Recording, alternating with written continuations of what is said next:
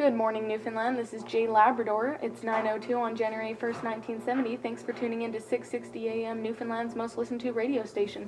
Welcome to a new decade, everyone. I hope most of you are entering it willingly and weren't dragged kicking and screaming by Premier Joey Smallwood, as that is his intended method for bringing this province into the next century. We're going to use this first hour of the decade here to talk about the past one, and here in Newfoundland it's been a moving decade, pun intended. We've got some guest speakers here to talk about the resettlement of over 30,000 residents from over 200 outport communities along the coast of the island in Labrador into the 77 designated growth centers.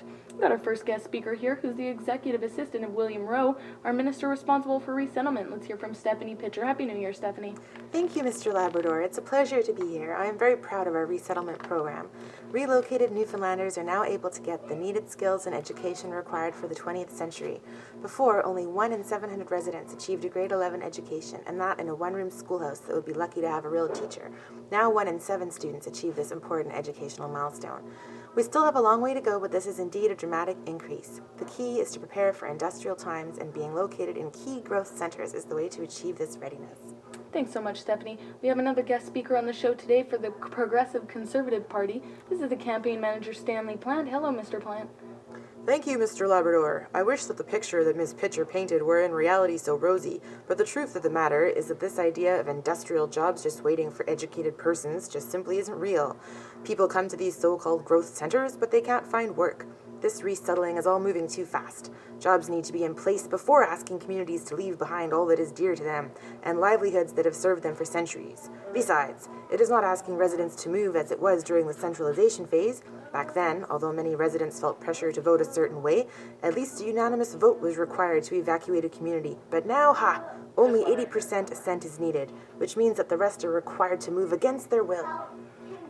Thanks, Stanley. We're going to take a quick break here and hear from Dwayne Marsden with Who Will Watch the Home Place.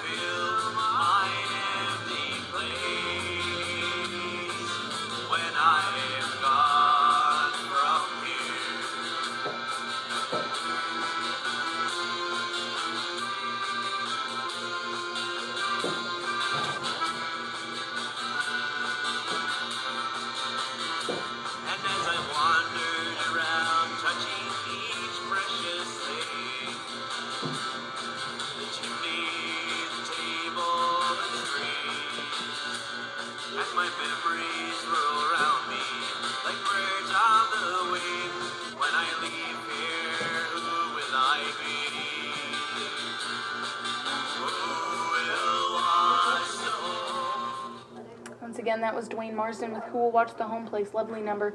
Before the break, we heard from our two passionate experts on resettlement, Ms. Pitcher and Mr. Plant. So many lives have been affected by the resettlement, both negative and positive. A lot of people are in favor of the improvements to their community, but aren't a fan of giving up their way of life. Let's hear from some of our listeners. We've got a caller on line 1 from Arnold's Cove in grade 11. This is Sally Hansen. Sally? Well, I'm really glad for the program. There used to be nothing to do before we moved, but now there's bingo and movies and dances, even hockey games. I like to go to school now because my teacher is really smart and she even helped me fill out my own application for university. But probably the reason that I'm most grateful for being resettled is that last November my grandfather had a heart attack. When we lived back in Tax Beach, the doctor was too far away and Grandpa surely would have died. But here in Arnold's Cove, we were close enough that the doctor could save his life.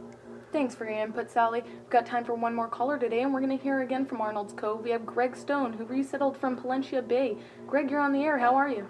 Well, I know this moving business is all fine and dandy for the young ones, and I guess I can't hold it against them. And for that gal's grandpappy, I am happy he has lived to see another year.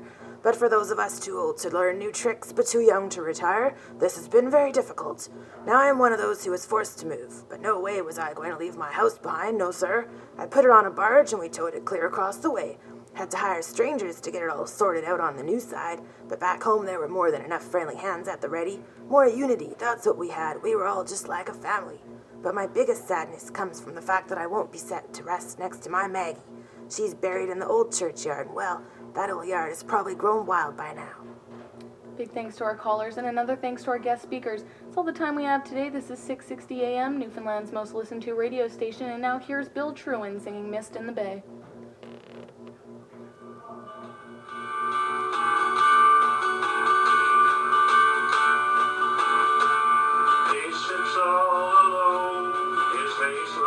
Redstone